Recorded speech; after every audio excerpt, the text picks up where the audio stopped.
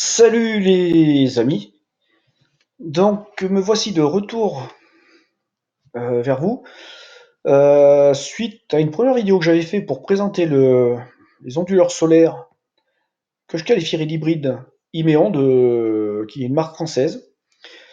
J'ai eu un contact avec un technico-commercial donc, qui m'avait demandé mon numéro de téléphone et, euh, et qui m'a rappelé donc pour discuter un peu de leur matériel.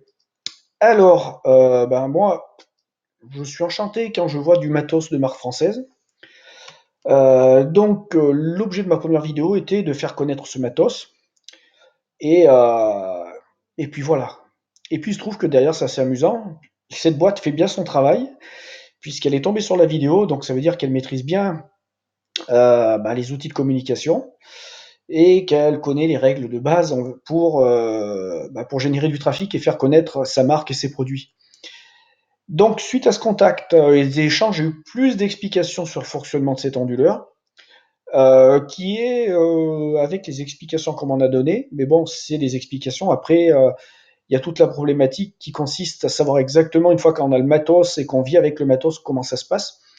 Les explications sur le matériel ont été très intéressantes. On est sur quelque chose qui est beaucoup plus polyvalent, beaucoup plus souple et beaucoup plus axé sur l'autoconsommation, avec ou sans réinjection réseau, avec une optimisation maximale de l'énergie potentiellement produite par les panneaux solaires et également stockée dans les batteries. Donc c'est quelque chose qui est une version, enfin c'est une philosophie euh, que je qualifierais hum, avec beaucoup plus de plus-value, ouais, ça serait être le bon terme, beaucoup plus de plus-value qu'on trouve qu'avec les onduleurs chinois et de conception chinoise. Donc, l'objet de cette vidéo, après vous avoir dit ça, ça va être de faire appel à vous.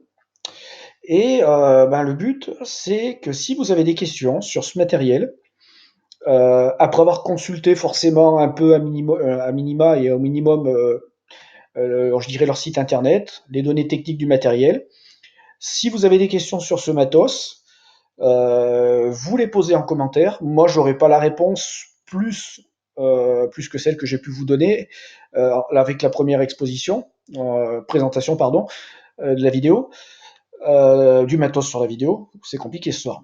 Donc ensuite, je transmettrai la liste de vos doléances au technico-commercial qui, lui, répondra à vos questions si vous en avez. Donc, maintenant, voilà quoi. Je vous ai mis un peu l'eau à la bouche concernant le fait que ce matos, vraiment, au niveau technique et possibilités, se place vraiment un ton au-dessus, très largement au-dessus du matériel chinois. J'espère que ça vous motive à vous questionner là-dessus, sachant que le prix de ce matériel, on avait regardé, je crois en tête, on était sur du 2400-2500 € de mémoire, hein. Ce qui correspond en fait quasiment au prix des onduleurs chinois qui sont dans la polyvalence, c'est-à-dire autoconsommation avec réinjection. On est sur la même gamme de prix alors que le matos, c'est une marque française. Bien sûr, bon, à ce prix-là, matos de conception française, mais fabriqué malheureusement, pour l'instant, comme il m'a dit, en dehors de la France. Donc, à vos questions et puis à très bientôt.